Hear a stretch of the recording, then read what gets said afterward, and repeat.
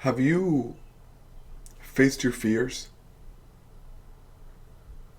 Do you know what you're most afraid of? What has been the scariest experience that you've had in your life? I can name a number of scary experiences in my day to day life, but if I'm honest, some of the closest encounters with fears that I've had has been during sacred ceremony work, working with plant medicines and coming face to face with the fear of death itself, my own or that of a loved one, and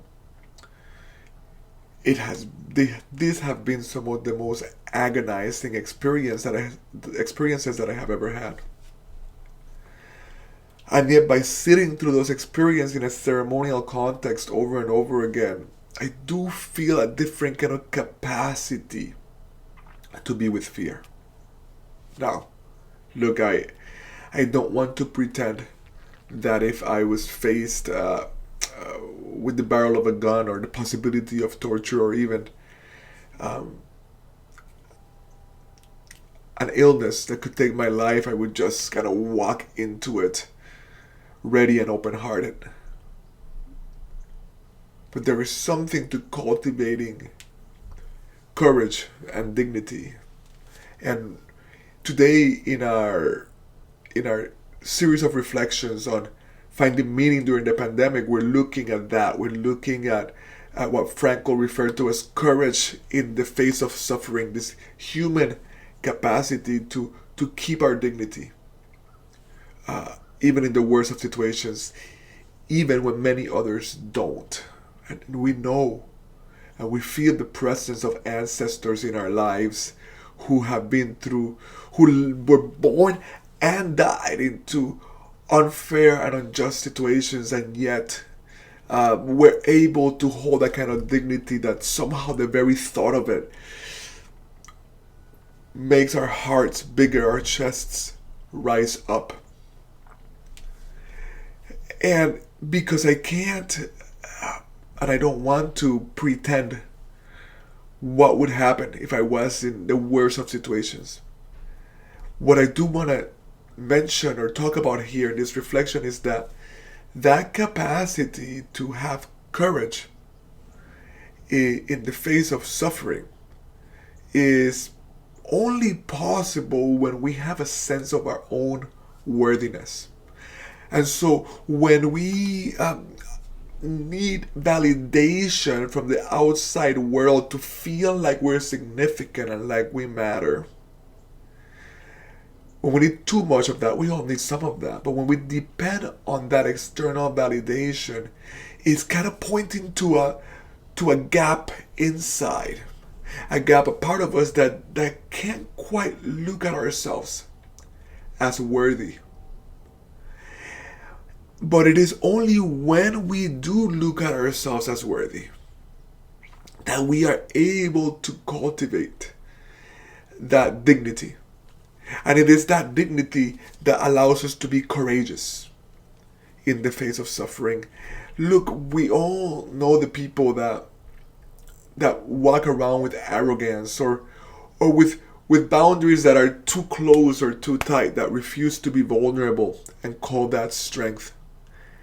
We all know and perhaps practice the posturing of dignity.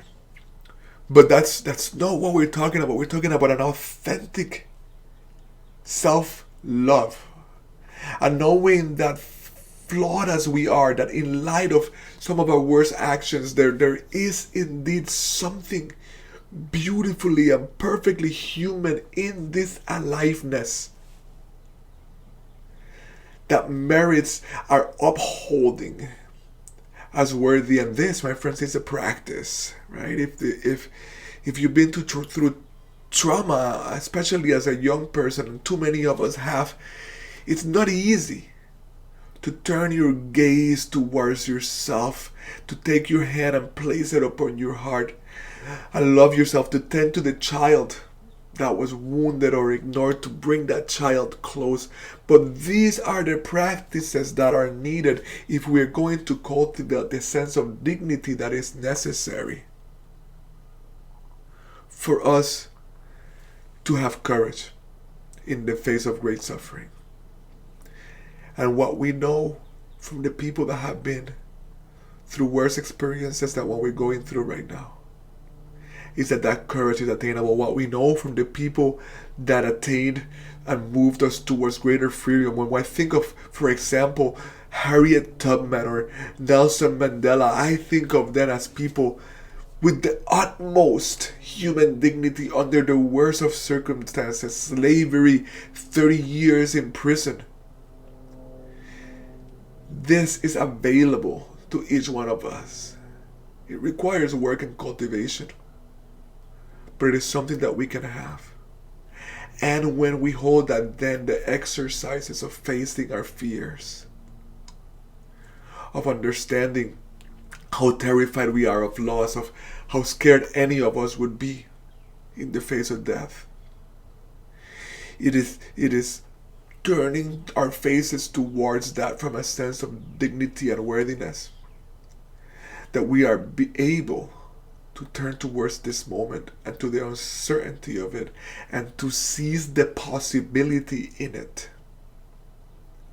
to grow emotionally, psychologically, and spiritually, so that we can come out of this stronger and more ready to face problems of a global scale that were already here before this pandemic. Know that you're worthy.